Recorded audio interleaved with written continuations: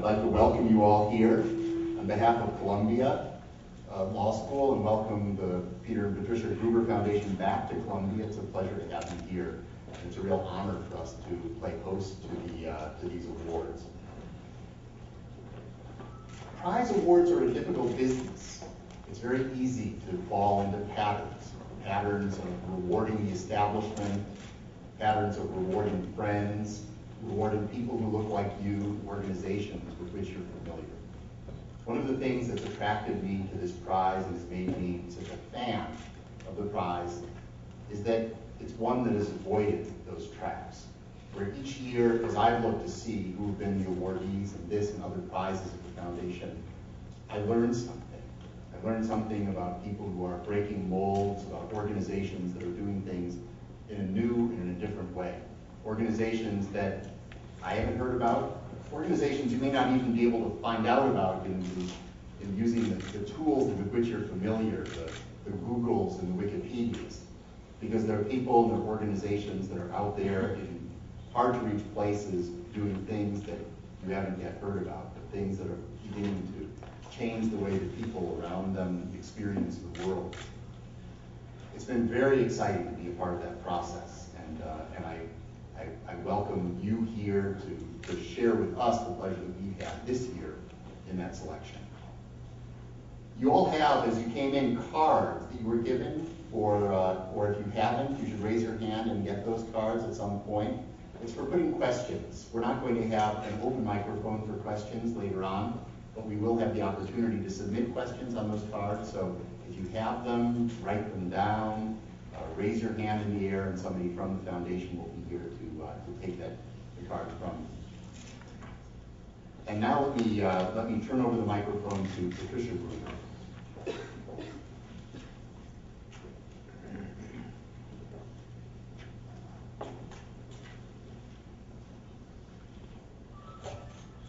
Thank you, Peter, for those kind and warm words. We are delighted to welcome you to the 6th Annual Women's Rights Prize and to be here at Columbia University Law School.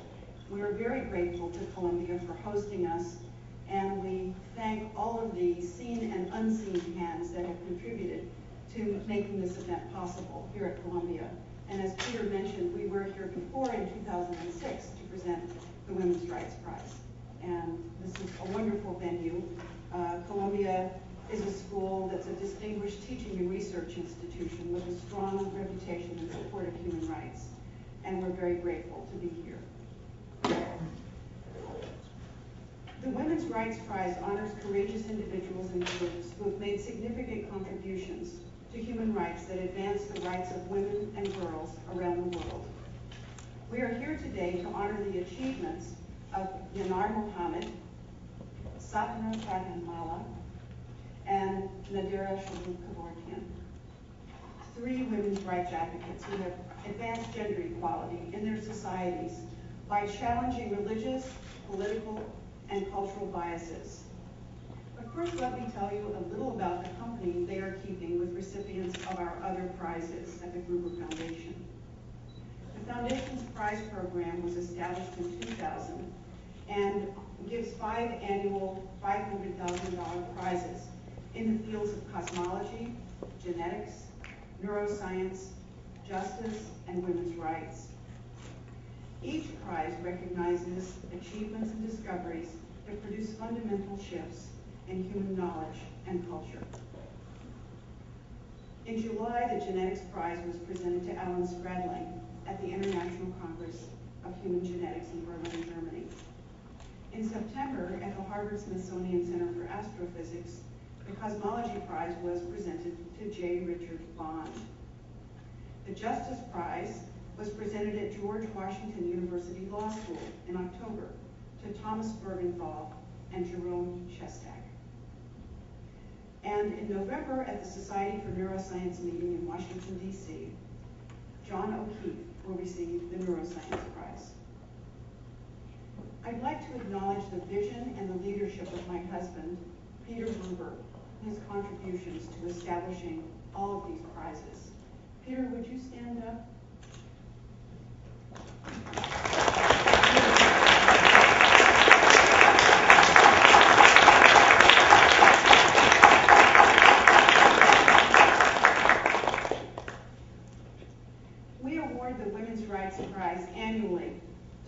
courageous efforts anywhere in the world to help achieve gender equality.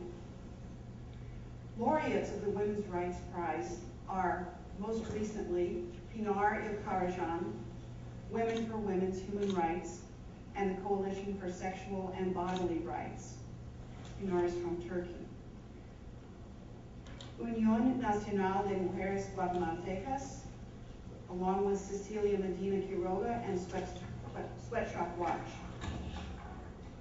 The Women's League of Burma, together with the Shan Women's Action Network. Sakina Yakubi and the Afghan Institute of Learning.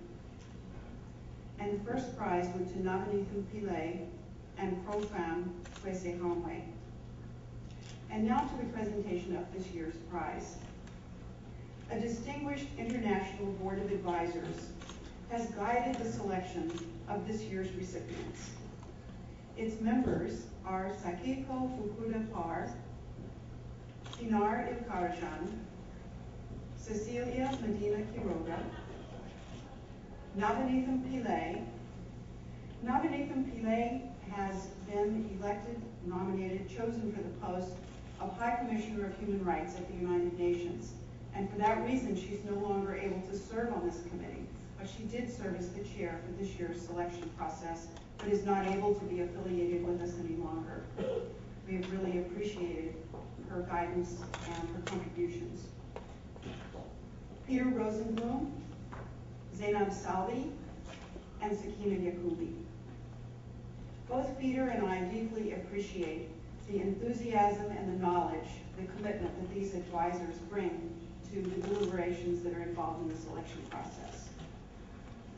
Before I ask the recipients to step forward, I'd like to invite some members of the advisory board to speak briefly about the tremendous accomplishments of these three women recipients this year.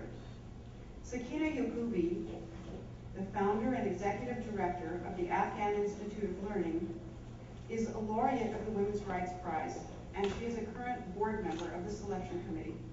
Sakina?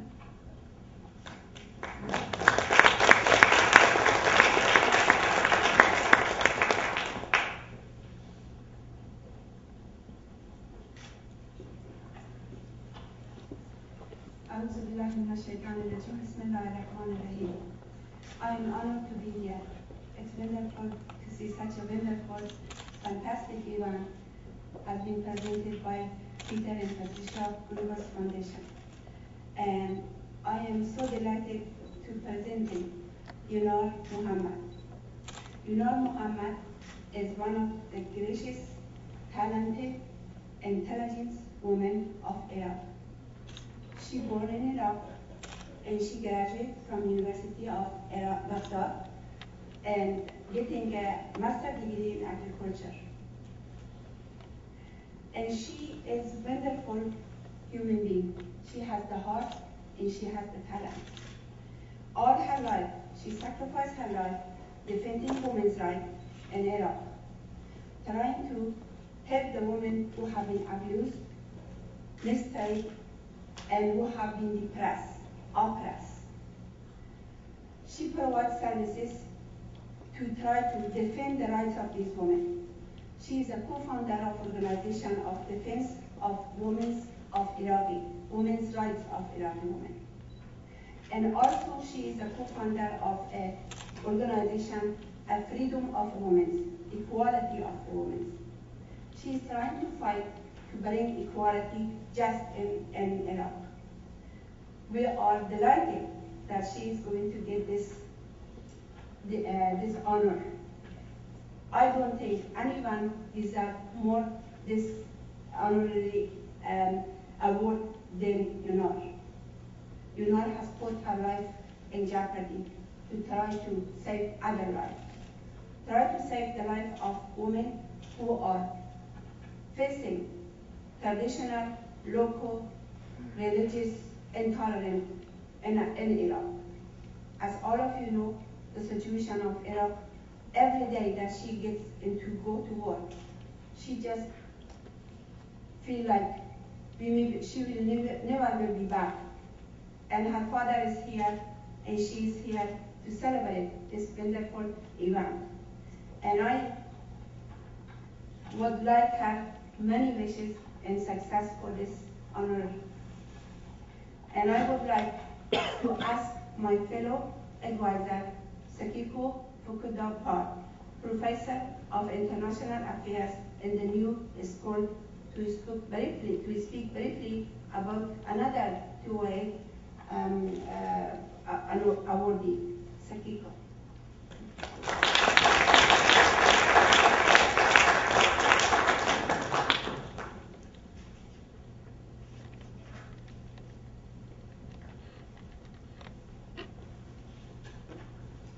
Thank you.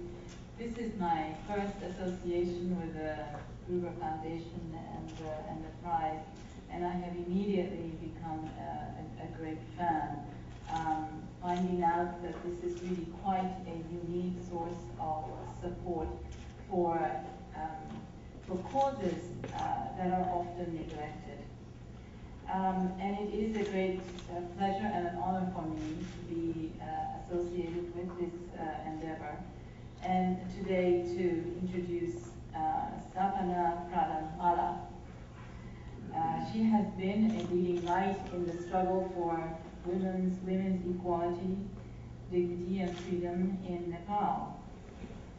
A distinguished lawyer by profession, she has used her skills to fight entrenched discrimination in all that affect women in all spheres of life in Nepal. That is reflected in such statistics as an adult literacy level, which is only 35% for women, about half of what it is for men. This discrimination is also reflected in the high levels of human trafficking that threatens the lives of young girls.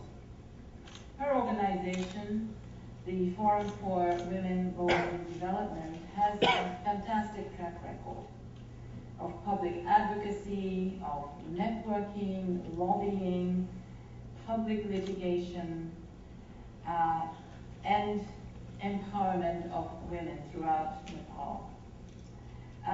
It was Sapana who was the driving force behind the Supreme Court decision, the passage of legislation to criminalize marital rape, and the drafting of the Gender Equality Amendment Act and a Model Human Trafficking Act. These achievements notwithstanding, Sapana and Nepali women face the greatest challenge and opportunities today. And that is because Nepal is a new democracy. And it is the struggles, in fact, of people over the last decade that has led to the establishment of a democratically elected regime in Nepal. But the transition from authoritarian rule to democracy does not end with the removal of a king. It requires a whole new way of governing and changes in entrenched discrimination and public attitudes. And this will not be easy. And Sapana will be leading the struggle for women's rights in drafting of a new constitution, as she has been elected to the Constituent Assembly of Nepal. Mary Wollstonecraft wrote over 2 centuries ago, "It is not charity, but justice that is wanting in the world." And indeed, it is courage that is needed in the fight for justice. And I think it is this courage for which we applaud Sapana most, even though, of course, she has demonstrated extraordinary perseverance, determination, and intelligence. And we wish her all the best and the great success as she continues to lead the struggle for women's rights in building democratic Nepal, a democracy that is not only democratic in its institutions, but in its social values and practice. Thank you. And I'd like now to ask my fellow advisor, Professor Peter Rosenblum, clinical professor in human rights here at the Columbia Law School, to speak briefly about our third 2008 recipient. Thank you very much.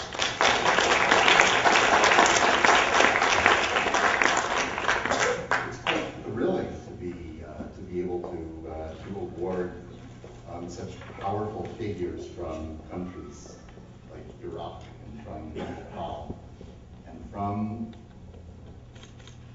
Palestine. The complexity of even beginning to introduce Dr. Nadera Shalhoub-Kevorkian comes in identifying where she's from and who she is. Because even the simple complexities of hyphenated identities, which we're so familiar with, are difficult when talking about a Palestinian from Israel. As she and others have pointed out, Israel for a long time insisted on referring to them only as Israeli Arabs, denying their identity as Palestinians in the Palestinian world.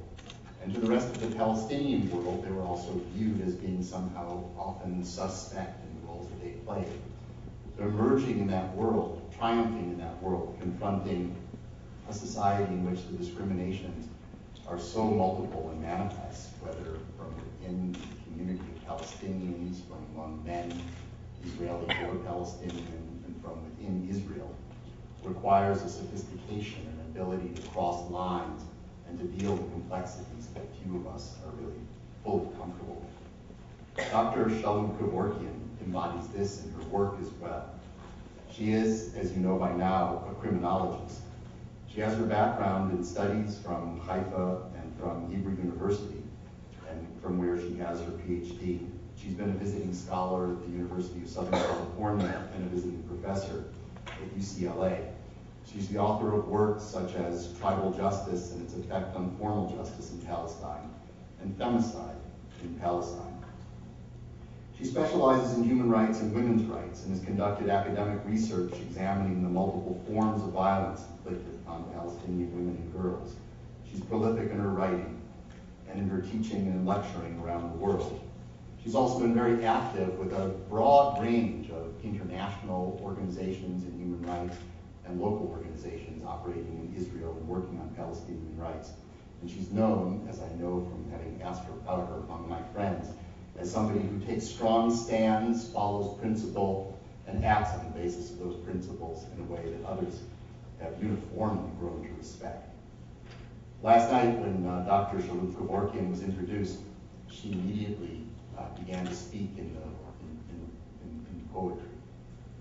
And for me, as I mentioned at that time, it reminded me of the experiences that I had in Israel when I was young and began to reach out to the Palestinian community and the little language skill that I had, and to find that, to my surprise, that the first things that emerged were poetry, the stories of poetry, the love of the language, the love of the culture expressed through that poetry that has unified the people in the area.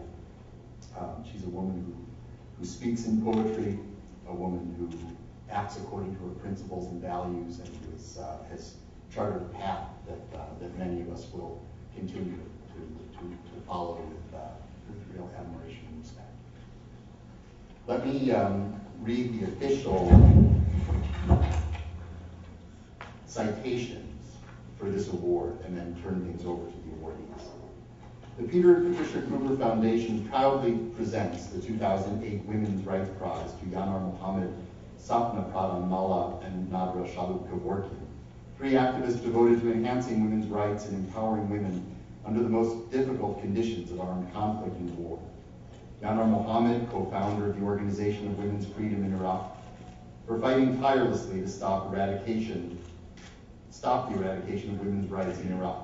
The Organization for Women's Freedom is a women's organization that's continued to speak out openly for women's rights against all odds.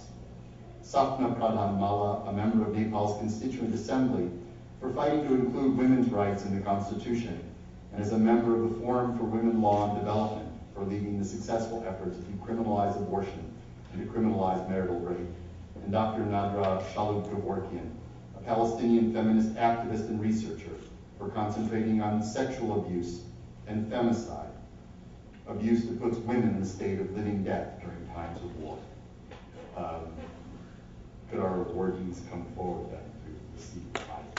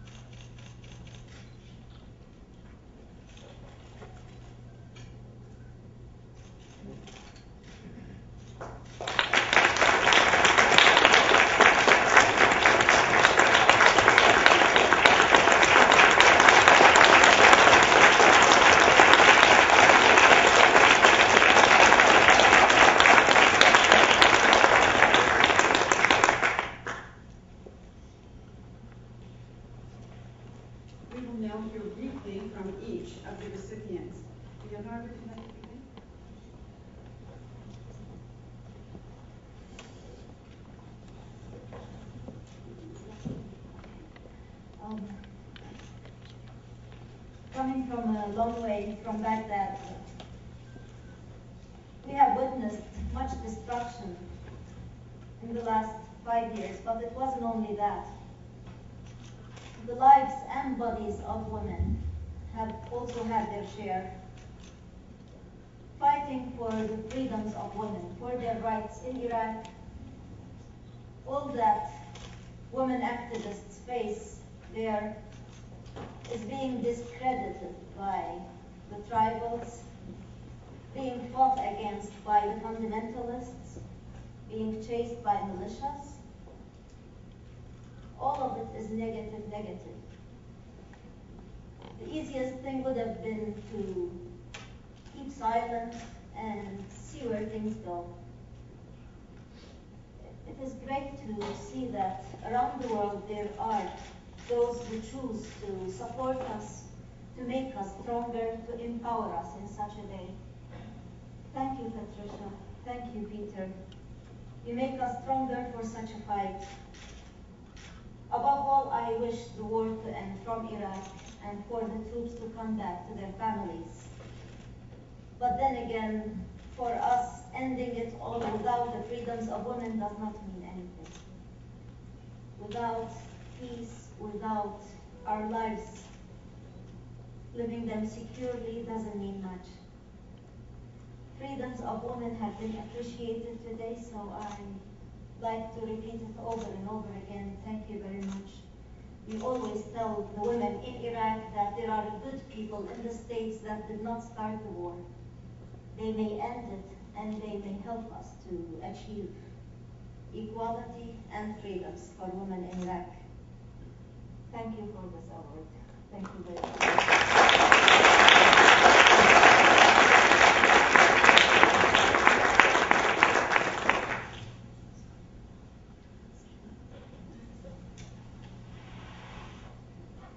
Thank you. Our country, Nepal, always strived for peace. But the peace we wanted was differently perceived than we wanted to experience. As a result, we lived in insurgency for years. We lived our life, but dying every day. We lived our life without dignity and freedom. As a lawyer, I was expecting I will work for the empowerment of women using the law as a tool. But what I encountered, 118 laws directly discriminating against women. Research-based advocacy, public interest litigation, social mobilization were used as a strategy for change now. Yes, in Nepal, women are able to inherit parental property. Abortion has been legalized with many other legal reforms. I believe nothing but the equality can sustain the efforts for peace. For me, the rule of law without equality is tyranny. Working on women's rights is not an easy task. You challenge socialist structure, you challenge cultural values, you challenge religion that is prejudice to women. You also challenge the state. The day Supreme Court of Nepal declared marital rape as a crime, many people appreciated, but some people said women like Sapana should be killed. They even said women like her should be raped. You don't have to be raped by saying you can be traumatized. Culture is not static. From naming as a social structure, now I'm elected as a member of the Constituent Assembly. I'm a member of Parliament. The day this award was announced, this was the head news of all the main leading newspaper and media. Everyone is excited. Nepal is in the conflict transformation process. This award has given me more political visibility to represent women as a constituent in the constitution making process in Nepal's change agenda. I'm so grateful to the Global Foundation and team of the judges. You have recognized Nepali women's struggle for change. You have also recognized state's response for change. I'm so happy to have here the representative of Nepal's permanent mission. Our fight against inequality is a collective effort of women's movement and different institutions, national and international. I see Ford Foundation here, Equality Now here. I'm so happy to hear with me two friends from Nepal, Bharatiji and Madhavi, who were part of our struggle. And I'm so happy to have my Sarabhua uncle to witness what change is taking place and how reformation is recognized in abroad. And I'm happy to have my husband Ashok, who always inspires me to fight with inequality.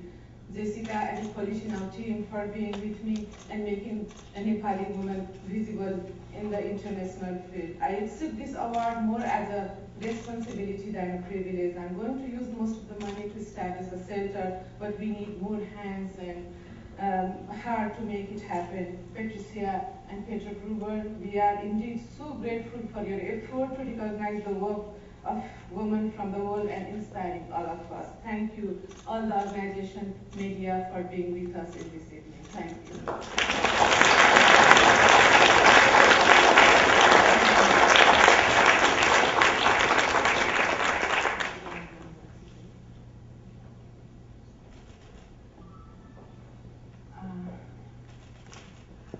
Thank you, Patricia. Thank you, Peter, for the wonderful award.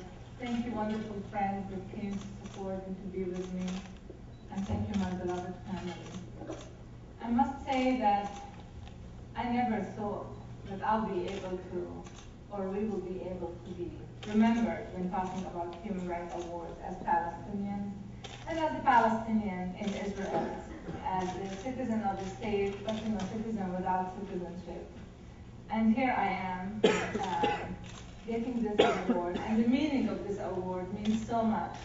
It's acknowledging, it's remembering us, it's remembering that there are Palestinians there, and there are not those people that everybody is afraid from, because this politics of fear and the security theology that is affecting our mind, our way of looking at things, is all over. And I do not want to talk about what's going on inside Palestine. I want to talk about the responsibility of the global community.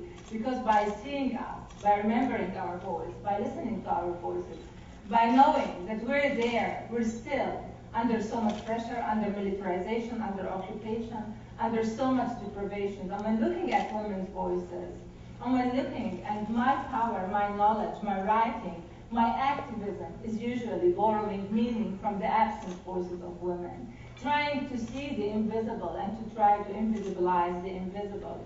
But I was thinking of how could I share with you at least and tell you thank you. And I was thinking of something. 2 years ago, I'm working with a group of women, preparing them for public hearing. And these women suffer from the Israeli policy of house demolition. They live beside my house in Silwan village. And in one of the meetings at night, we were preparing for the public hearing in order to share with the people the voices and the hardships of women suffering from housing demolitions. We were sitting in that small room in Silwan, and there comes a piece of paper thrown by little girls, 12 and 13 years old girls, wrote me a letter. Dear human rights activists, it was fascinating with their handwriting, and it was signed by Banat al-Hara, the girls of the neighborhoods, and they were asking me to tell the international community to take care of their homes, because they love their rooms, they love their beds, they want to stay, they do not want to lose their houses. I think those are the voices. Women's agency, women's power never cease to amaze me. And if there is a reason why I'm standing here and continuing the struggle, is the power of women in the different places, whether in the Naqab or whether in Nazareth, whether in Akka or whether in the Gaza Strip or West Bank. So thank you very much for this award. And I really hope we continue acknowledging and remembering the voices of Palestinian women and men.